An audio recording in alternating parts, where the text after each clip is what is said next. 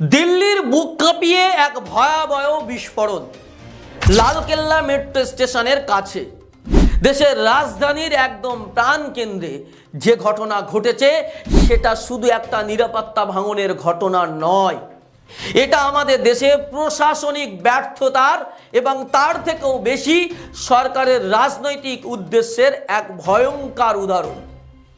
এখন প্রশ্ন উঠছে, এই বিস্ফোরণ কেন ঘটলো, কে এর পিছনে, আর কেনই বা আবার মুসলিম নামটাই ছুঁড়ে দেওয়া হচ্ছে। এ নিয়েই আজকে আমাদের হক কথার এপিসোড। ভিডিওটি শুরু করার আগে বলবো, যারা আমাদের ইউটিউব চ্যানেলে নতুন, আমাদের ইউটিউব চ্যানেলটি সাবস্ক্রাইব করুন, আর যদি আপনি ভিডিওটি ফেসবুকে দেখে থাকেন তাহলে ফেসবুক পেজটি ফলো করুন।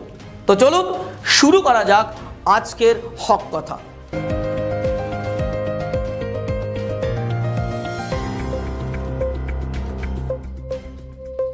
10 নভেম্বর সন্ধ্যা রেড ফোর্ট মেট্রো স্টেশনের কাছে একটি হরিয়ানা রেজিস্ট্রেশনের হাইউন্ডাই i20 গাড়িতে বিস্ফোরণ ঘটে।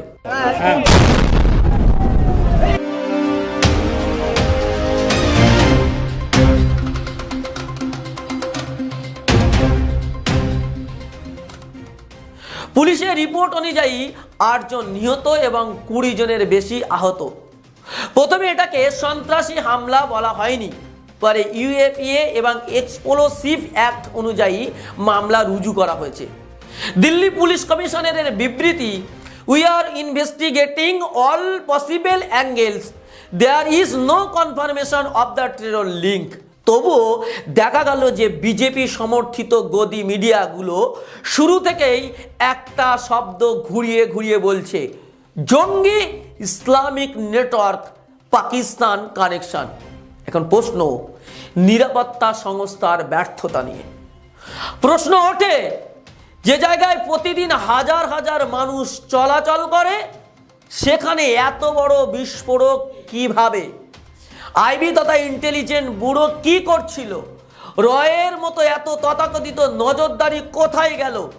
আর এই গোয়েন্দা সংস্থাগুলো কি কেবল বিরোধী নেতা ও সাংবাদিকদের ফোন ট্যাপ করার জন্য? সরকারের দাবি দেশে স্ট্রং ইন্টারনাল সিকিউরিটি রয়েছে, কিন্তু বাস্তবে দেখা যাচ্ছে রাজধানী পর্যন্ত নিরাপদ নয়। মোদী সরকারের ব্যর্থতা ও ভণ্ড প্রতিশ্রুতি স্মরণ করুন। 2016 সালের নোটবন্দির সময় মোরাদাবাদের সভা থেকে প্রধানমন্ত্রী নরেন্দ্র মোদী বলেছিলেন, after demonetisation terrorism and corruption will be eliminated from India. তিনি বলেছিলেন, terrorist are funded by fake currency, demonetisation will stop it permanently. কিন্তু বাস্তব কি বলছে? নোটবন্দির পরেও পুলওয়ামা, উরি, পাঞ্জাব, জম্মু কাশ্মীর, এখন দিল্লি, বিস্ফোরণ বন্ধ হয়নি, বরং বেড়েছে। তাহলে প্রশ্ন, নোটবন্দি সন্ত্রাসবাদ বন্ধ করেছিল নাকি অর্থনীতি বন্ধ করেছিল? বিজেপির সেই পুরানো খেলা, মুসলমান মানেই অপরাধী, প্রতিবারই একই স্ক্রিপ্ট, যে কোনো বিস্ফোরণ ঘটলেই একজন মুসলিম যুবককে গ্রেপ্তার করা, তার নাম ফাঁস করা, আর পুরো কমিউনিটিকে দোষী বানানো। আজও ঠিক একই ঘটনা ঘটেছে, আজও তাই শুরু হয়েছে। কিছু চ্যানেল বলছে সালমান নামে এক ব্যক্তি জড়িত, কিন্তু প্রমাণ নেই। প্রমাণ ছাড়াই বিচার, এটাই হচ্ছে বিজেপির নীতি। আর এই রাজনীতির নতুন নয়, এটা সেই পুরানো খেলা, ইসলামোফোবিয়া, অর্থাৎ মুসলমানকে ভয় দেখানো, দাগিয়ে দেওয়া আর জনগণের রোষ অন্যদিকে ঘুরিয়ে দেওয়া, যেটা বিজেপি বারবার করে এসেছে।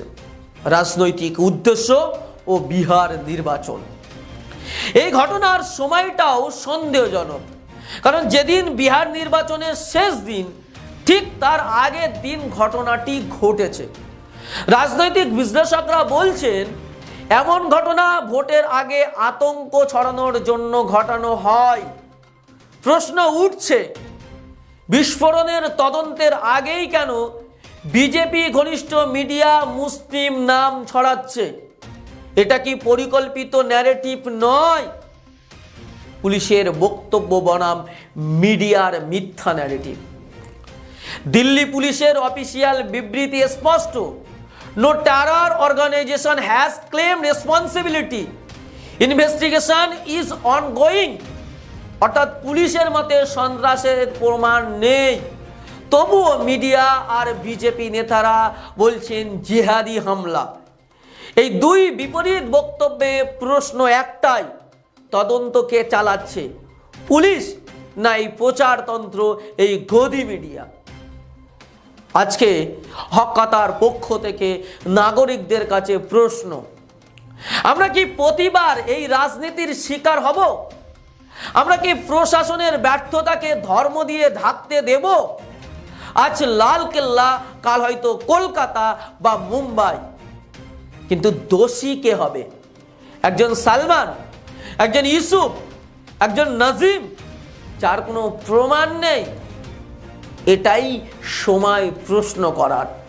যদি র, আইবি, দিল্লি পুলিশ, এনএসজি সব থাকে, তাহলে বিস্ফোরণ কেন ঠেকানো গেল না? যদি নোটবন্দির পর সন্ত্রাস বন্ধ হয়, তাহলে রাজধানী কেন কাঁপছে? যদি মুসলমানরাই সব দোষী হয়, তাহলে সরকারের গোয়েন্দারা কি করছে? আজ হকতা বলতে এসেছে, এই বিস্ফোরণ শুধু বোমার নয়, এটা সত্যের বিস্ফোরণ, যা মোদী সরকারের নিরাপত্তা, নৈতিকতা এবং সংবিধানের দায়কে প্রশ্নের মুখে ঠেলে দিয়েছে। তিনি এখান থেকে বেরোতে পারবে না। যখন সরকার প্রশ্নের উত্তর দিতে পারে না, তখন সে অন্য ধর্মকে দোষ দেয়। আজ প্রশ্ন জাগুক, আমাদের দেশের নিরাপত্তা কার হাতে, মানুষের না রাজনীতির? আজকের মতো এখানেই শেষ করছি, দেখা হচ্ছে পরবর্তী পর্বে। ততক্ষণ ভালো থাকুন, সুস্থ থাকুন, ধন্যবাদ।